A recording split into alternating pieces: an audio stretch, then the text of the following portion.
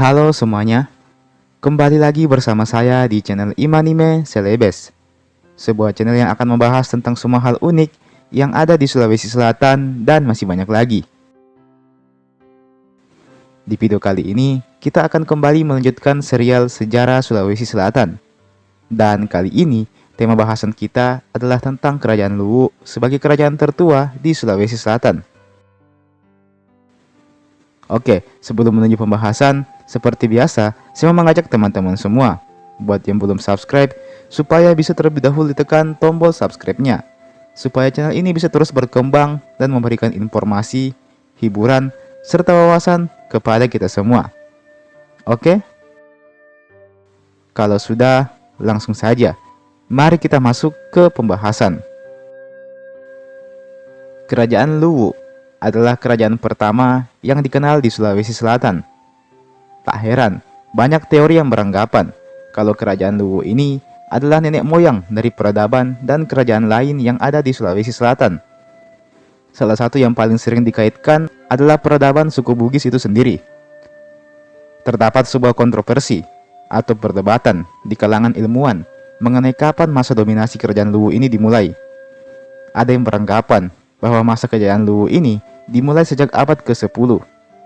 Dan ada juga yang beranggapan bahwa kerajaan Luwu mulai mengalami kejayaan di abad ke-9, abad di mana lirik Lagaligo mulai dibuat. Luwu sendiri memang adalah kerajaan besar dulunya. Luwu dianggap sebagai kerajaan pertama yang berevolusi di Sulawesi Selatan. Meski begitu, sejarah terkait tentang kerajaan Luwu ini memang masih bisa dibilang terbatas. Tidak ada yang mengetahui secara pasti di mana pusat dari kerajaan Luwu kuno ini. Ada yang menyebutkan bahwa pusatnya ada di daerah antara Pantai Wotu dan Malili. Serta ada pula yang menyebutkan bahwa pusat kerajaan Luwu dulunya berada di sekitar Sungai Cerekang. Salah satu alasannya adalah karena di Lagaligo terdapat sebuah istilah yang bernama Gunung Besi, yang dimana apabila kita melihat kondisi sekarang, memang daerah tersebut kaya akan besi atau nikel, dengan Malili sebagai pusatnya. Memang dulunya masyarakat kerap kali memperoleh besi di dekat Danau Matano. Keberadaan gunung besi di masa itu menjadikan Luwu mampu mengembangkan perdagangan dengan kerajaan-kerajaan lain, utamanya dengan kerajaan di Pulau Jawa. Orang Jawa sendiri termasuk suka dengan besi dari Luwu, di mana besi tersebut banyak mengandung nikel yang baik untuk digunakan dalam membuat keris, sebuah senjata pusaka yang banyak digunakan oleh penduduk di Nusantara. Bahkan, sebuah teks dari kitab Naga Kertagama menyebutkan bahwa Luwu adalah tanah jajahan Majapahit. Meski begitu, memang tidak diketahui secara pasti apakah Luwu benar adalah bawahan Majapahit atau tidak. Satu hal yang pasti, kerajaan Luwu telah menemukan konsumen utama mereka pada waktu itu. Dengan lancarnya perdagangan nikel antara Luwu dan sejumlah kerajaan di Jawa, maka hal itu menjadikan kerajaan Luwu semakin maju kala itu. Selain itu, banyaknya inspirasi dari kerajaan Majapahit disinyalir juga turut membantu kerajaan Luwu untuk mampu mendominasi Sulawesi Selatan pada saat itu. Hubungan Luwu dengan kerajaan luar nyatanya tidak terbatas hanya sampai Jawa saja. Dalam kitab Lagaligo, kita tahu bersama bahwa Sauri Gading bersama krunya dulu berlayar ke berbagai daerah, ke berbagai tempat. Beberapa tempat tersebut antara lain Bima, Ternate, Aceh, Malaysia, Singapura, hingga pantai Coromandel di India. Meski begitu luas hubungan yang dibangun oleh kerajaan Luwu dengan kerajaan-kerajaan luar, namun sedikit sekali sumber tertulis yang dapat dijadikan sebagai rujukan dalam menguak sejarah kerajaan Luwu ini. Satu-satunya sumber yang paling sering digunakan orang adalah pada naskah I Lagaligo.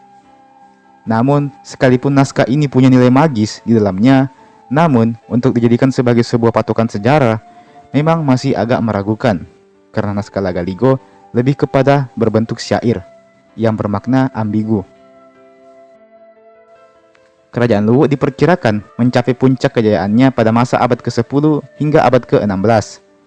Setelah Luwu, muncullah sebuah kerajaan baru, yang dikenal dengan nama Kerajaan Siang. Kerajaan Siang pertama kali tercatat dalam sebuah sumber Eropa, yakni sebuah peta dari Portugis yang mana dalam peta tersebut tergambar sebuah daerah yang bernama Siang. Kerajaan Siang sendiri juga dianggap sebagai salah satu kerajaan terbesar yang pernah menghuni Sulawesi Selatan. Kerajaan ini dulunya berada di daerah Pangkajene Kepulauan. Kerajaan Siang dianggap sebagai kerajaan yang lebih dulu berjaya, sebelum akhirnya kerajaan Goa dan Taldo menunjukkan dominasinya.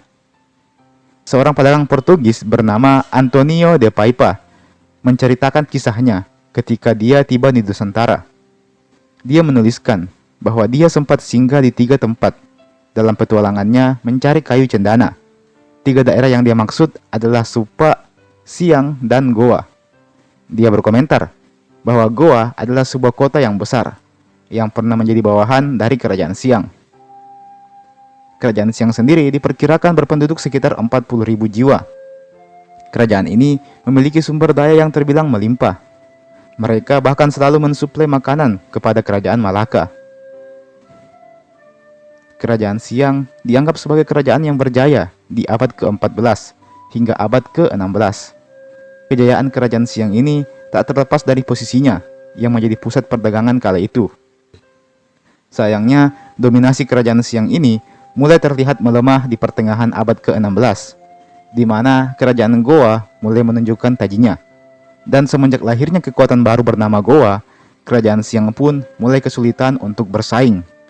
Ditambah lagi dengan adanya perpecahan yang terjadi di kerajaan Goa, yang menjadikan kerajaan Tallo resmi berdiri. Hal ini membuat kerajaan Siang semakin kesulitan untuk bersaing, karena persaingan terlalu kuat antara kerajaan Goa dan Tallo. Persaingan antara Goa dan Tallo pun secara tidak langsung menjadikan kerajaan Siang makin redup dan terlupakan, sebelum akhirnya benar-benar mati di akhir abad ke-16.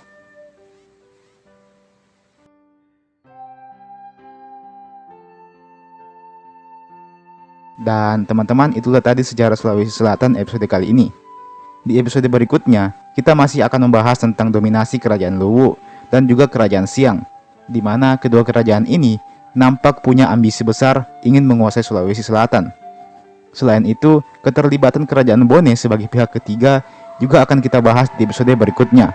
Jadi silakan teman-teman stay tune terus di channel ini. Oke? Jangan lupa untuk like ini video dan share ini video ke teman-teman yang lain. Dan jangan lupa juga untuk subscribe ke channel ini tentunya. Dan nyalakan juga lonceng notifikasinya, supaya tidak ketinggalan kalau ada video baru saya upload di channel ini. Oke? Dan sebagai penutup saya ucapkan terima kasih banyak buat teman-teman semua yang telah menonton video sampai habis. Dan sampai jumpa di video berikutnya.